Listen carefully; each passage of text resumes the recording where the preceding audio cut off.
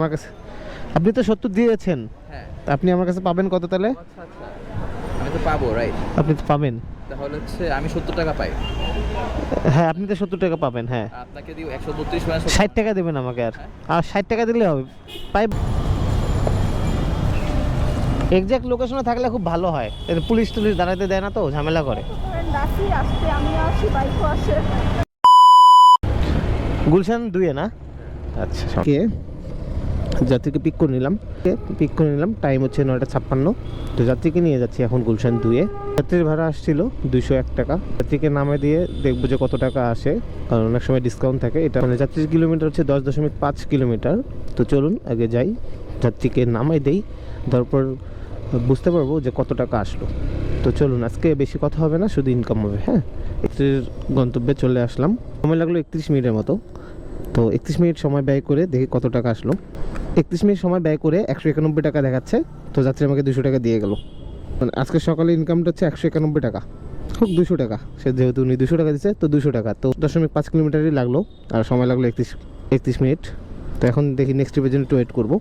গুলশানে আসতে না আসতে কালকে পাঠাও যে খুললাম, সেটার একটা কল চলে আসছে সেখানে। তো চলুন আগে যাত্রীকে পিক আপ করি, দেন নিয়ে যাই। যাত্রী মেবি যাবে হচ্ছে ধানমন্ডিতে। তো আপনি কি সায়েন্স ল্যাব? সরি, আসলে একটু আগে যাত্রীকে পিক করে নিলাম। যাত্রীকে পিক আপের পয়েন্ট টাইম হচ্ছে 10:38। এখন দেখি কতক্ষণ লাগে। যাত্রীকে নামায় দেওয়ার পরে বোঝা যাবে যে কতক্ষণের মধ্যে যেতে পারলাম। তো যাত্রীকে নিয়ে যাত্রীর গন্তব্যে চলে আসলাম। এখন বাজে সময় 11:15। তো যাত্রীকে নিয়েছিলাম 11:40 ট্রাক দিয়ে। দেখি কত আসলো। 35 মিনিটের মতো লাগলো আর কি।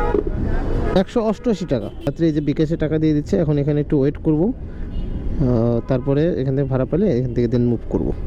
যে পেমেন্ট কি ক্যাশে দেবেন না? হ্যাঁ ক্যাশ। Thank you. যাত্রী পিক আপ টাইম হচ্ছে 11:54। এখন যাচ্ছি যাত্রীকে নিয়ে ব্র্যাক ইউনিভার্সিটি। এই যেখানে লেখা আছে ব্র্যাক ইউনিভার্সিটি সেকেন্ড গেট। তো চলুন এখন যাত্রীকে নিয়ে ব্র্যাক ইউনিভার্সিটি চলে যাই। ব্র্যাক ইউনিভার্সিটি ওখানে নামিয়ে দেওয়ার পরে কথা বলি। 135। আচ্ছা, থ্যাংক ইউ। তো 35 আসছে, 150 দিছে, 15 টাকা বেশি দিছে। আর যাত্রীকে 150 টাকা ইনকাম করতে আমার সময় ব্যয় হলো 30 মিনিটের মতো। তো ভালোই, খারাপ না। এখন নেক্সট ট্রিপের জন্য সামনে কোথাও ওয়েট করবো। চলো। তো কন্টাক্ট একটা ট্রিপ পেয়ে গেলাম এই ভাইকে। ভাই যাবে হচ্ছে ডিওএইচএসের ভিতরে। তো চলুন এখন ভাইকে নিয়ে যাই। এখন সময় 1:48। তো যে যাত্রীকে নিয়ে চলে আসলাম যাত্রী গন্তব্যে। এখন সময় 1:48 নিয়েছিলাম, এখন 2:01 বাজে। তাহলে 13 মিনিটের মতো লাগলো আর কি বনানী থেকে এখানে আসতে। 13 মিনিটের একটা ট্রিপ, এর জন্য পাইলাম আমি 150 টাকা। তো এখন আর একটা কলের জন্য এখানে একটু ওয়েট করবো। একটা কল চলে আসছে, ভাই মেবি যাবে বনানীতে। তো ভাইকে আগে পিক করি, দেন বনানীতে যাবো। চলো। কবরস্থান রোড। যাত্রীকে নিয়ে এখন যাচ্ছি হচ্ছে বনানীর দিকে, বনানী 8 নম্বর রোডের দিকে, কবরস্থানের এখানে। চলুন চলে যাই বনানীর কবরস্থানে। যাত্রীকে নামাই দেওয়ার পর দেখি কত আসে।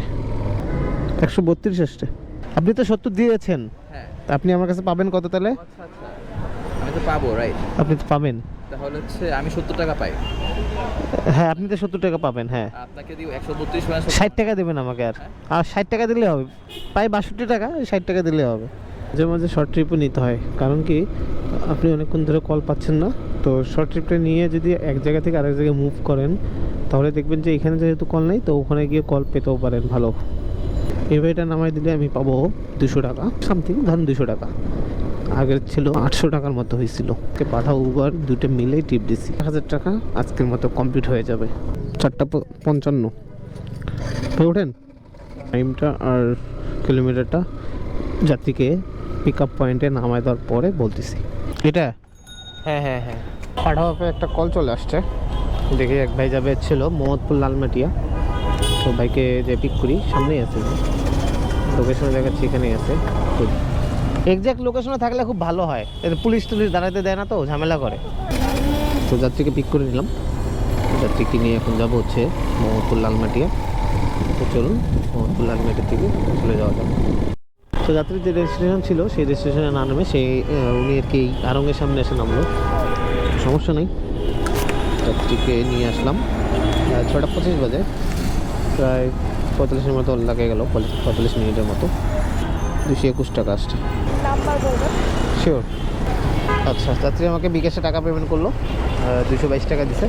যাই হোক, সমস্যা নাই। এখন লাস্ট আরেকটা টিপ নিয়ে বাসে চলে যাবো। আগে দিল ধরেন 200 টাকা, তাহলে হলো 1200 টাকা। এখন আর একটা 200 টাকা টিপ পেলে মোটামুটি 1400 টাকার একটা আজকে দিনের ইনকাম হয়ে যাবে। তো দেখি, একটু ওয়েট করি এখানে। ওয়েট করার পর দেন যদি পাই নিয়ে যাবো।